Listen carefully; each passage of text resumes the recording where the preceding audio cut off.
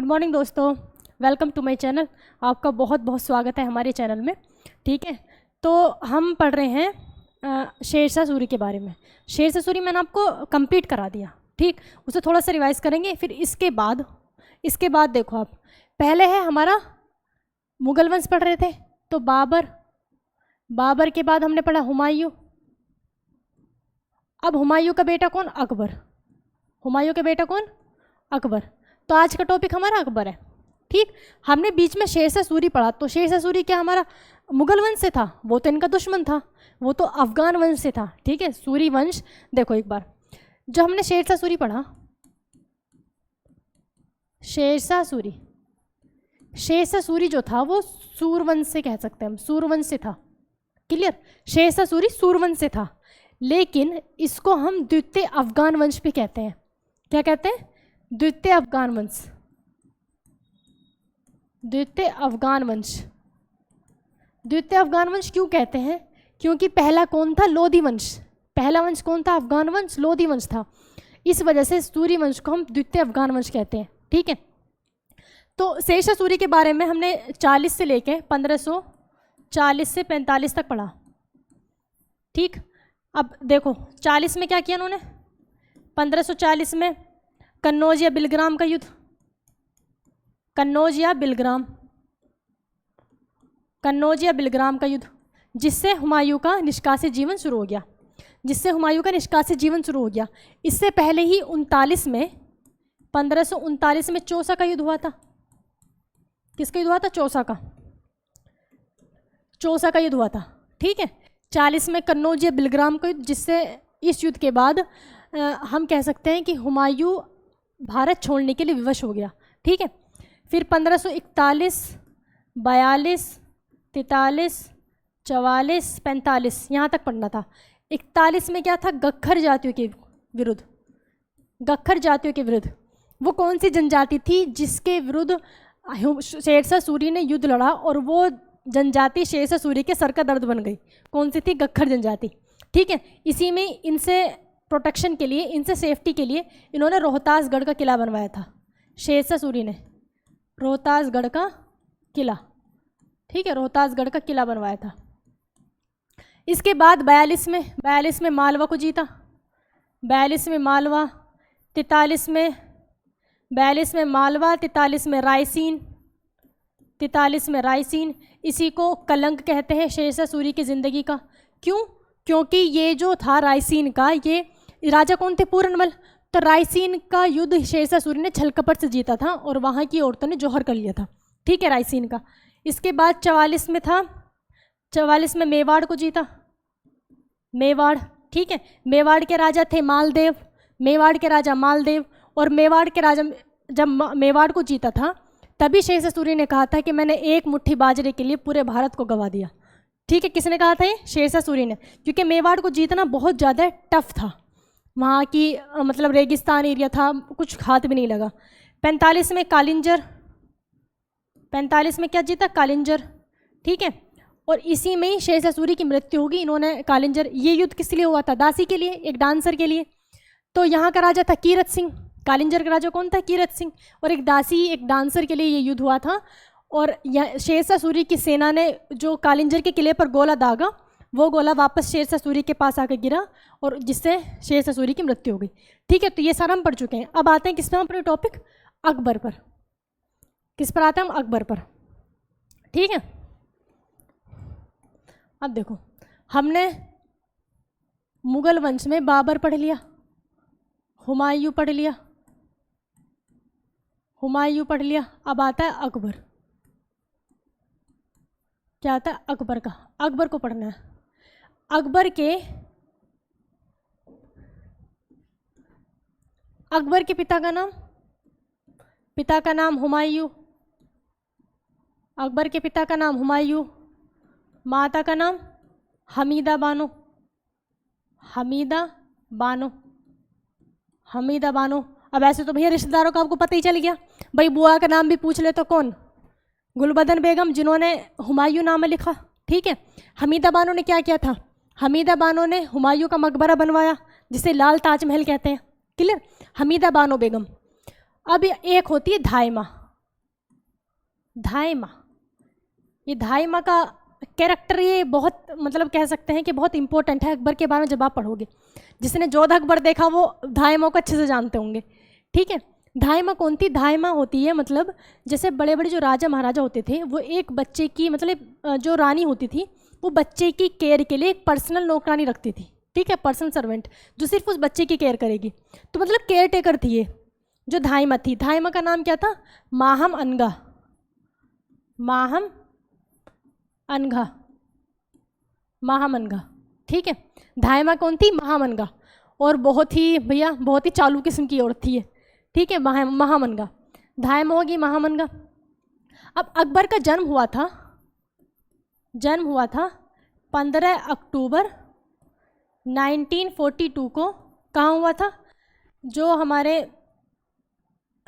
वीर साल के यहाँ पे, वीर साल, ठीक है, अमरकोट के राजा वीर साल, अमरकोट के राजा वीर साल के यहाँ पे अकबर का जन्म हुआ था। अब इसमें एक अब बैरम खां का भी नाम सुनोगे आप, ठीक है। बैरम खां कौन थे? इनके संरक्षक थे। बैरम खां कौन थे? संरक्षक थे, ठीक। बैरम खां संरक्षक थे, ये बात क्लियर। तो वीर साल कहाँ के थे? अमरकोट के राजा थे। अमरकोट के राजा वीर साल के यहाँ पे, अरे बाद में करूँगी, ठीक। अमरकोट के राजा वीर साल के यहाँ पर अकबर का जन्म हुआ था 15 अक्टूबर 1942 को। जब आपको पता है कि अकबर जो था, सॉरी हुमायूं जो था, 1540 के बाद ही हुमायूं भटक रहा था, 1540 के बाद ही हुमायूं भटक रहा था। तो 1540 के बाद 42 तक हुमायूं इंडिया के अंदर रहा। फिर 42 में ही जब इनको लगा कि मतलब मुझे यहाँ पर रहना मुश्किल है शेरशाह सूरी की वजह से, क्योंकि वो मेरा पीछा कर रहा है, तो हुमायूं ने अकबर को मतलब अपनी प्रेग्नेंट वाइफ को हमीदा बानो बेगम को वीर साल के दरबार में मतलब वीर साल के महल में छोड़ दिया था, ठीक है। यही इन्हीं के महल में अकबर का जन्म होता है। अब कंटिन्यू भाई इनके, मैंने हुमायूं का आपको भाइयों के नाम भी बताया था। हुमायूं के 4 भाई थे, मतलब हुमायूं टोटल 4 भाई थे, और हुमायूं ने अपने टोटल राज्य को 4 भाइयों में बांट दिया था, ठीक है, 4 भाइयों में बांट दिया था। हिंदाल, अस्करी और हुमायूं, अस्करी, हुमायूं, हिंदाल, ठीक है। तो ये बाबर ने, तो इसके बाद क्या होता है, 42 के बाद हुमायूं को, अकबर को कौन ले गया? अस्करी ले जाते हैं, मतलब इनके चाचा। अस्करी ने पाला फिर इनको, ठीक है, अस्करी ने पाला, अस्करी ने पाला, फिर अस्करी ने भेज दिया काबुल। काबुल में कौन थे? हिंदाल। अस्करी ने फिर अकबर को कहाँ भेज दिया? काबुल। काबुल में कौन था? हिंदाल। हिंदाल के पास फिर काबुल भेज दिया, ठीक है। पहले अस्करी ने पाला, फिर काबुल भेज दिया। लेकिन फाइनली 1547 में अकबर अपने माता पिता के पास रहने लगे, ठीक है, अपने माता पिता के पास रहने लगे 1547 से। फिर मैंने आपको पढ़ाया कि 1555 जब आया, जब 1555 आया, क्योंकि शेरशाह सूरी की मृत्यु हो चुकी थी 45 में, 1553 में शेरशाह सूरी के बेटे इस्लाम शाह की भी मृत्यु हो चुकी थी। तो अब हुमायूं को इंडिया आना था वापस, ठीक। तो 1555 में आपको याद होगा मच्छीवाड़ा का युद्ध, 1555 में आपको याद होगा मच्छीवाड़ा का युद्ध, ठीक है। तो जब 1547 में अकबर अपने माता पिता के पास आया, फिर 1555 में कौन सा युद्ध हुआ? मच्छीवाड़ा का युद्ध हुआ, मच्छीवाड़ा का युद्ध, मच्छीवाड़ा का युद्ध। और इस मच्छीवाड़ा के युद्ध में हुमायूं ने किस किस को हराया था? जो सूरी वंश के सूबेदार थे। कहाँ हुआ था? लुधियाना के पास, मच्छीवाड़ा का युद्ध लुधियाना के पास हुआ था। और हराया किसको था? तातार खान और हैबत खान को। तातार खान और हैबत खान जो कि अफगान थे। तातार खान और हैबत खान, किस किस को हराया था? तातार खान और हैबत खान, ठीक है। तातार खान और हैबत खान को हराया था हुमायूं ने मच्छीवाड़ा के युद्ध में 1555 में। अब आप देख रहे हैं कि 1547 से अकबर अपने माँ बाप के साथ रह रहा है, मतलब कि ये वाला जो युद्ध है इसमें अकबर साथ है। तो हम कह सकते हैं कि मच्छीवाड़ा का युद्ध अकबर की ज़िंदगी का पहला युद्ध था, अकबर का प्रथम युद्ध था, ठीक है। भले ही उन्होंने युद्ध नहीं लड़ा लेकिन साथ तो थे। तो अकबर की ज़िंदगी का पहला युद्ध कौन सा था? मच्छीवाड़ा का युद्ध था। इसके बाद 1555 में सरहिंद का युद्ध होता है सिकंदर शाह सूरी के साथ। तो सरहिंद के युद्ध के बाद तो फिर सरहिंद का युद्ध किसके, सिकंदर शाह सूरी के साथ हुआ, और किसको कहते हैं, वो चंडीगढ़ वाला एरिया था। फिर 1556 में आके 1555 में हुआ वो भी, 1555 में ही कौन सा हुआ था, सरहिंद का युद्ध, याद है नहीं, सरहिंद का युद्ध हुआ था। और इसके बाद 1555 में ही हुमायूं दोबारा से गद्दी पर बैठ गया, ठीक है। इसके बाद हुमायूं वापस से गद्दी पर बैठ गया और 1555 में ही बहुत सारे डिसीजन लिए हुमायूं ने। अब देखो इसको थोड़ा सा ऊपर कर दो, चलेगा। देखो 1555 में क्या क्या हुआ। पहली चीज, एक तो ये वाला हो गया, मच्छीवाड़ा का युद्ध हो गया। 1555 में ही क्या हो गया, हुमायूं राजा बन गया, हुमायूं दिल्ली की गद्दी पर बैठ गया, दिल्ली की, ठीक है, दिल्ली की गद्दी पर बैठ गया। और हुमायूं ने एक बहुत ही कह सकते हैं कठोर डिसीजन लिया। हुमायूं ने सोचा कि अगर मैं अकबर को अपने महल में रखता हूँ तो वो एक मतलब जैसे एक राजा को होना चाहिए, एक योद्धा टाइप, वैसा अकबर नहीं बन पाएगा। तो हुमायूं ने सोचा मैं ऐसा करता हूँ, अकबर को पंजाब का सूबेदार बना देता हूँ, क्योंकि पंजाब का एरिया भाई उन्होंने देखा भी है, जब अमरकोट में रहे, ठीक है, अमरकोट में रहे ना वो पंजाब में, वीर साल के दरबार में, तो पंजाब थोड़ा उनके मतलब उसे जानते भी हैं उस एरिया को। तो फिर 1555 में ही हुमायूं ने अकबर को अपना उत्तराधिकारी घोषित किया, मतलब मेरे बाद राजा अकबर बनेगा, अपना उत्तराधिकारी घोषित किया और अकबर को पंजाब का सूबेदार बना दिया। अब पंजाब का सूबेदार कब बनाया, 1555 में ही, ठीक है, अकबर को पंजाब का सूबेदार, पंजाब। अब ये जो पंजाब है, पंजाब के साथ साथ कभी कभी आपको मिलेगा लाहौर, लाहौर का सूबेदार भी कह सकते हैं पंजाब का भी, बात तो एक है भाई, पंजाब में लाहौर है, ठीक है, लाहौर का सूबेदार बना दिया, लाहौर का सूबेदार बना दिया। यहाँ तक क्लियर, यहाँ तक आपको क्लियर हो गया होगा। देखो 1542 में अकबर का जन्म हुआ, 1542 में अकबर का जन्म हुआ अमरकोट में, ठीक है, राजा वीर साल के दरबार में। इसके बाद वहाँ से इनके जो मतलब चाचा थे, मतलब अस्करी ले गए, उन्होंने पाला। फिर उन्होंने काबुल भेज दिया, काबुल में इनके दूसरे चाचा हिंदाल थे, उन्होंने पाला। इसके बाद 1547 में अपने माँ बाप के साथ आए। फिर 1555 में अकबर ने अपना पहले ज़िंदगी का पहला युद्ध देखा, मच्छीवाड़ा का युद्ध। 1555 में सरहिंद का युद्ध हुआ, जिससे इस युद्ध के बाद हुमायूं वापस से दिल्ली की गद्दी पर बैठ गया, ठीक है। 1555 में ही हुमायूं ने डिसीजन लिया कि मैं इसको अपना उत्तराधिकारी घोषित करता हूँ अकबर को, और दिल्ली का या लाहौर का सूबेदार बनाता हूँ, ठीक है, यहाँ तक क्लियर। आगे चलते हैं। अब जब 1555 में क्या होता है, इसका सूबेदार बन गया, ठीक है, 1555 में अकबर लाहौर का सूबेदार बन गया। अब आता है अगला साल 1556। 1556 में हुमायूं की मृत्यु हो गई, हुमायूं की मृत्यु हो गई, 1556 में हुमायूं की मृत्यु हो गई, ठीक है। जब हुमायूं की मृत्यु हुई तो अकबर तो दिल्ली में है नहीं, अकबर कहाँ है, अकबर पंजाब में है, अकबर दिल्ली में नहीं है। अब हुमायूं की मृत्यु के बाद हुमायूं की जो ये इन्फॉर्मेशन थी कि हुमायूं नहीं रहा, इसको 26 दिनों तक छुपाया गया, किसी को नहीं बताया गया, ठीक है, क्योंकि इसके दो रीजन थे। पहला कि अफगान अभी तक भी पूरी तरह से ख़त्म नहीं हुए थे। अगर उन्हें पता चलता कि मतलब हुमायूं नहीं रहा, राजगद्दी पर कोई नहीं है, और इसका जो बेटा है जो दूसरा राजा बनेगा वो भी 12-13 साल का है, तो फटाफट जो भी आए मतलब फटाफट ख़त्म करो, और कोई भी उसको जो अब फिर जो राजा बनने वाला है, एक तो छोटा बच्चा, दूसरी बात वो है भी नहीं दिल्ली में, ठीक। तो इस वजह से हुमायूं की जो मृत्यु को, इस न्यूज़ को, इस घटना को 20-25 दिन तक छुपाया गया, ठीक है। लेकिन बताना तो है भाई, अकबर को तो पता, अभी अकबर को कुछ नहीं पता, वो बेचारा पंजाब में है। सोचो 1542 में तो अकबर का जन्म हुआ, 1542 में जन्म हुआ, 1555 में सूबेदार बन गया, ठीक है। तो कितने साल का, 42, 8 और 5 13 साल का वो सूबेदार बन गया पंजाब का। फिर 14 साल का हुआ, 14 साल की उम्र में अपने पिता भी नहीं रहे। लेकिन सबसे बड़ा प्लस पॉइंट कि अकबर के साथ बैरम खां था। अकबर के साथ कौन था, बैरम खां था। अकबर का संरक्षण कौन बना, मृत्यु के बाद अकबर का संरक्षक, अकबर का संरक्षक किसको बनाया गया, बैरम खां को। बैरम खां कटप्पा ही है दूसरा, ठीक है, बैरम खां को। जैसे आपने कटप्पा को देखा होगा ना, वैसे ही बैरम खां था, ठीक है।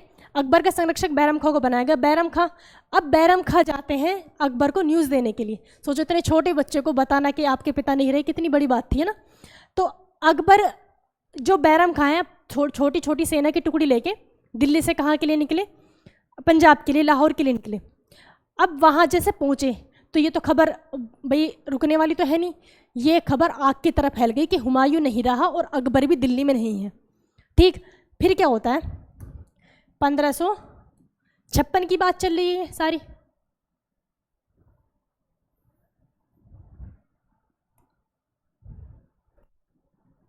पंद्रह सौ छप्पन में ही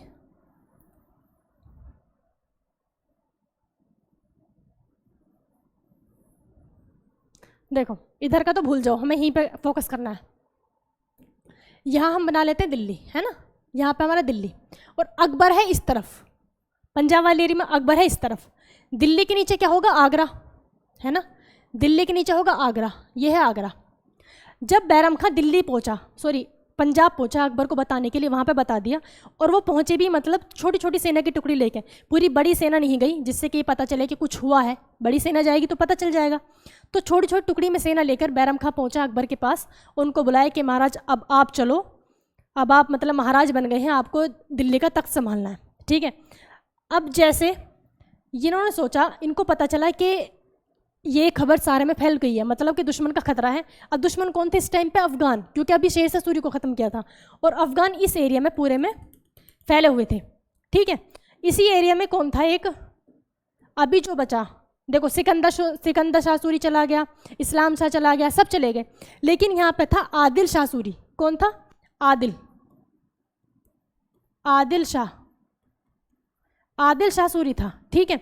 आदिल शाह सूरी को जैसे ही पता चला कि हुमायूं नहीं रहा और अकबर को वापस लेकर आ रहे हैं, आदिल शाह सूरी को अब किसी भी कीमत पर क्या चाहिए था, दिल्ली चाहिए था।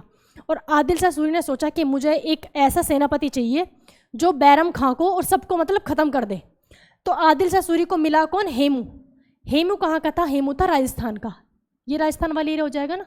हेमू कहाँ का था, राजस्थान का था हेमू, राजस्थान के अलवर का था हेमू। और एक बनिया था, इसने विक्रमादित्य की उपाधि भी धारण की थी, मतलब बहुत ही कुशल योद्धा, बहुत ही ज़्यादा खूंखार, बहुत बढ़िया था। विक्रमादित्य की उपाधि धारण की थी हेमू ने, ठीक है, राजस्थान के अलवर का था और बनिया था। आदिल शाह सूरी ने हेमू को बुलाया, ठीक। अब हेमू आ गया, इधर से कौन आ रहा है, इधर से अकबर आ रहा है। अब बैरम खां ने सोचा कि देखो ये वाला एरिया दिल्ली पे तो अपना कब्जा है ही, पंजाब की तरफ हम हैं, तो हम ऐसा करते हैं आगरा की तरफ से जाते हैं दिल्ली को सपोर्ट करने के लिए, मतलब पहले हम आगरा को बचाते हैं, इस साइड से दिल्ली को सपोर्ट करेंगे। जैसे ही ये आगरा पहुँचे, आगरा पर पहले ही कब्जा हो चुका था किसका, हेमू का, ठीक। अब इन्होंने यहाँ से वापस करके, अभी यहाँ से वापस कहाँ पहुँचे, दिल्ली।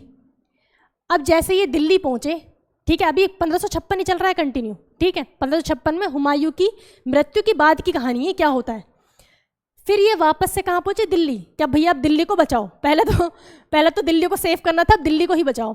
जैसे ही दिल्ली पहुँचे तो दिल्ली को चारों तरफ से घेर चुका था, दिल्ली को चारों तरफ से घेर लिया गया था हेमू की सेना ने, ठीक है। बहुत बड़ी सेना थी, बहुत विशाल सेना थी, और बैरम खां के पास उस वक्त बहुत थोड़ी सी सेना थी, ठीक है, क्योंकि इसको लेने ही तो गए थे, बात क्लियर। अब यहाँ पे दिल्ली के बॉर्डर पर इस तरफ ये रुक गए, ठीक है, यहाँ पे अब कहाँ है वो, दिल्ली की इस तरफ है, मतलब कि वो यहाँ पे खड़े हैं, ठीक है। बैरम खां अकबर को लेकर, अपनी छोटी सी सेना को लेकर कहाँ खड़ा है, यहाँ पे। अब यहाँ पे युद्ध होने के लिए तैयार है। अब यहाँ पे आता है एक क्या नाम है उसका नाम ध्यान नहीं आ रहा, बैरम खां किसी को मारता है, चलो याद आएगा बताऊंगी, ठीक है। अब जब जहाँ ये खड़े हैं, ये खड़े हैं दोबारा से पानीपत के मैदान में। सोचो पानीपत का युद्ध कितना इंपॉर्टेंट है हिस्ट्री के लिए। पानीपत के पहला युद्ध, अब ये हो जाएगा कौन सा, पानीपत का दूसरा युद्ध, पहला तो हो चुका है 1556, पानीपत का दूसरा युद्ध, पानीपत का द्वितीय युद्ध, ठीक है। जैसे ही प्रथम युद्ध जो हुआ था बाबर का और इब्राहिम लोदी का, वो भी क्या था, वो भी मतलब इनकी मुगलों का एक फ्यूचर लिखने वाला था, ठीक है, एक भविष्य लिखने वाला था। वैसे ही पानीपत का दूसरा युद्ध था। अगर इस युद्ध में भी मुगल हार जाते, बैरम खां हार जाता या अकबर हार जाता, तो फिर से मुगल ख़त्म थे। ठीक है, पानीपत के दोनों युद्ध मुगल के कह सकते हैं हम कि उनके भविष्य के लिए बहुत ज़्यादा इंपॉर्टेंट थे। ठीक है, कहते हैं तख्ता पलट वाली चीज़ थी, तो तख्ता पलट हो जाता है यहाँ पे। तो पानीपत का दूसरा युद्ध ये तो आप समझ गए किस किस के बीच हुआ।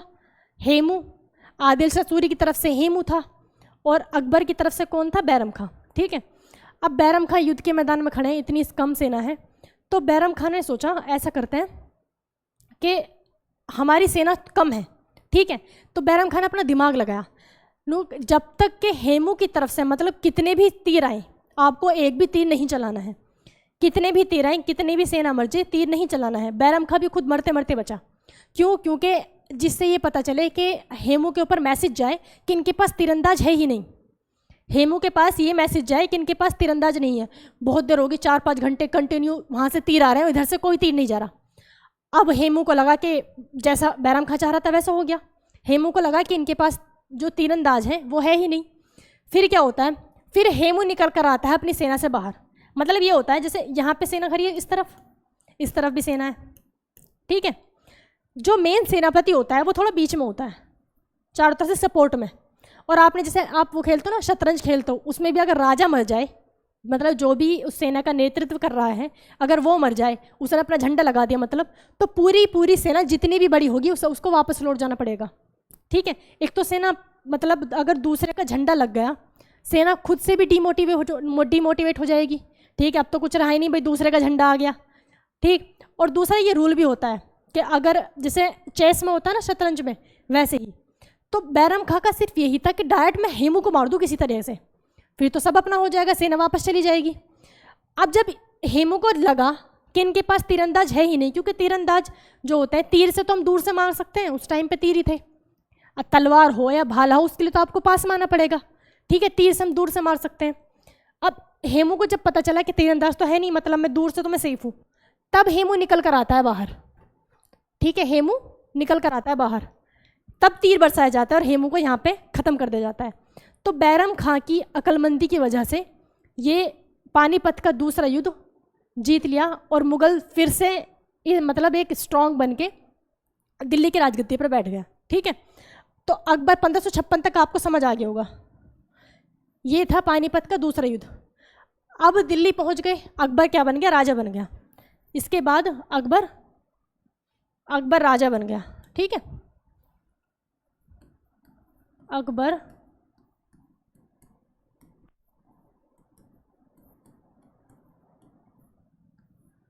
राजा घोषित तो हुआ था लेकिन राजा बना नहीं था, मतलब अब रियल में राजा बन गया।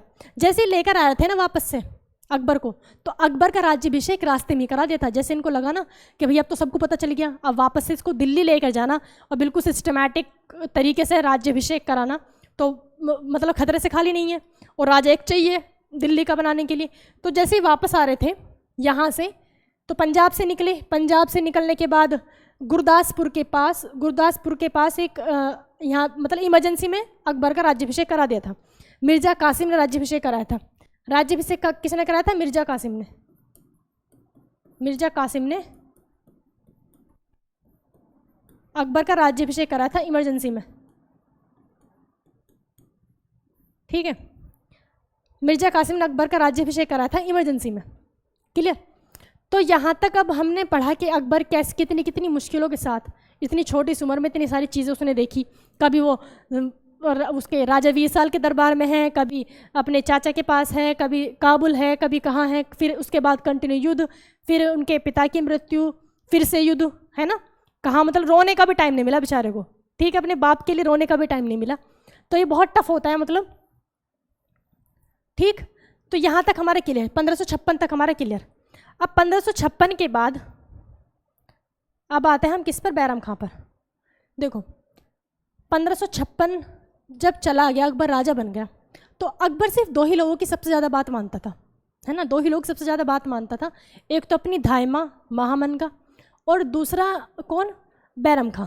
ठीक है, क्योंकि बैरम खां ने वाकई में अकबर के लिए जो किया था वो कोई नहीं कर सकता, क्योंकि बैरम खां अगर चाहता तो अकबर को भी ख़त्म कर सकता था। अकबर को ख़त्म करके और अपने बेटे को राजा बना देता। बैरम खां का बेटा कौन था? अब्दुल रहीम खान खाना। ठीक है, अब्दुल रहीम था। तो बैरम खां चाहता तो अकबर को ख़त्म करके अपने बेटे को राजा बना सकता था। तो बैरम खां ने जो अकबर के लिए किया तो वो वाकई में तारीफ़ के लायक है कि ठीक। अब जब 1560 आया, 1560, ठीक है, 4 साल बाद, 4 साल आते आते कंडीशन ऐसी हो गई कि अकबर का युद्ध किससे होता है? बैरम खां से। सोचो ऐसा क्या रहा होगा कि जिस बैरम खां ने अकबर के लिए इतना सब किया, तो अकबर की लड़ाई उसी से हो रही है। तो इसमें सब कुछ 100% हाथ किसका है? महामनगा का। जो अकबर की धाई थी महामनगा, उनका 100% हाथ है। धाई माँ जो थी वो चाहती थी कि अकबर सिर्फ मेरी बात माने, और अकबर मानता था, लेकिन धाई माँ चिढ़ती किससे थी? बैरम खां से चिढ़ती थी, और बैरम खां के खिलाफ अकबर के कान भरती रहती थी।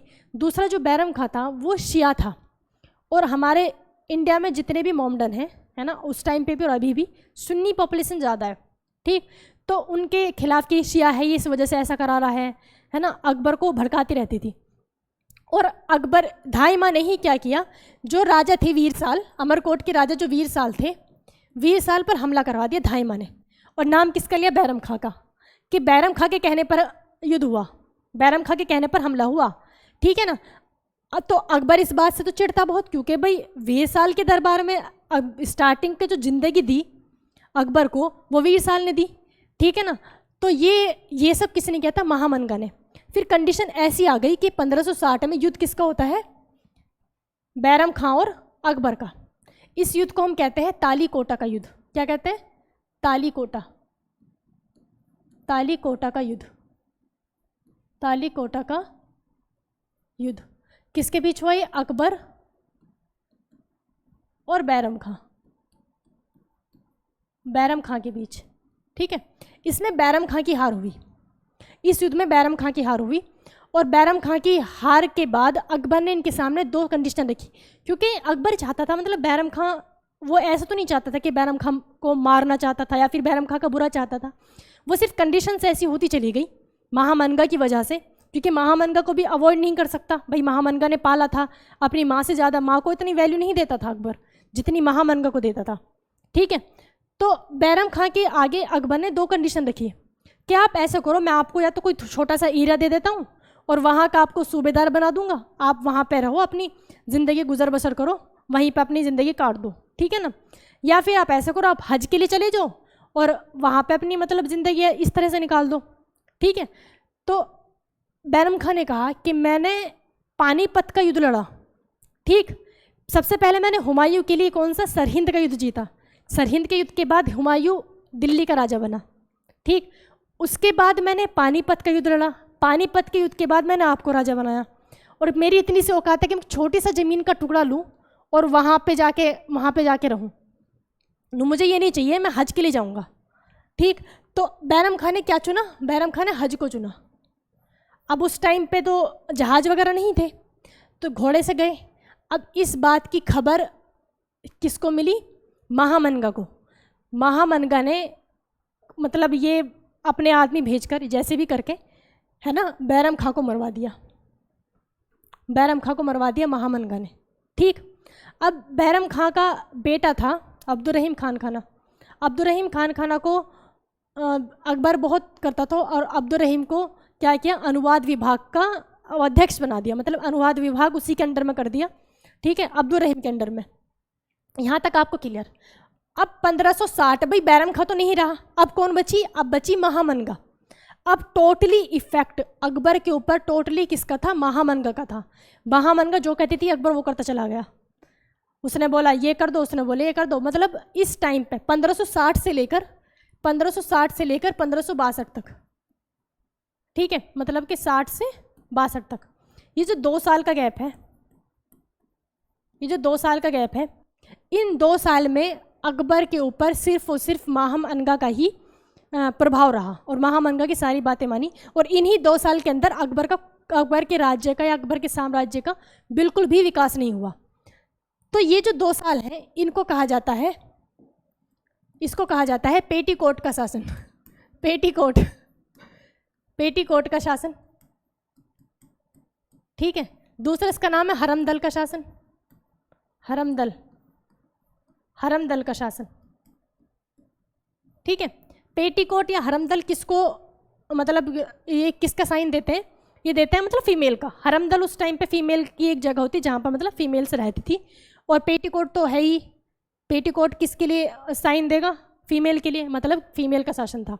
ठीक है, तो 60 से लेके 1560 से लेके 1562 ये जो 2 साल हैं इसको हम कहते हैं अकबर के टाइम पर पेटीकोट का शासन या फिर हरमदल का शासन। ठीक है, तो यहाँ तक आपको समझ आ गया होगा आई होप।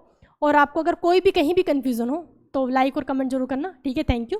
इससे आगे हम कल पढ़ेंगे, कंटिन्यू करेंगे। वीडियो को लाइक शेयर जरूर कर दिया करो। ठीक है, और थैंक यू, हमारे 1 के सब्सक्राइबर पूरे हो गए, बहुत बहुत शुक्रिया। उसमें कई सारे नाम हैं जिन्होंने मतलब काफ़ी सपोर्ट किया। इसमें जैसे है एक नेहा गुप्ता महाराष्ट्र से, और एक आता है गजेंद्र जाडोन, ठीक है, आकाश, हैप्पी सिंह, ऐसे मतलब कई सारे लोग हैं जिन्होंने काफ़ी अच्छा सपोर्ट किया। Thank you so much. आगे भी बने रहे हमारे साथ और वीडियो को लाइक शेयर जरूर करें।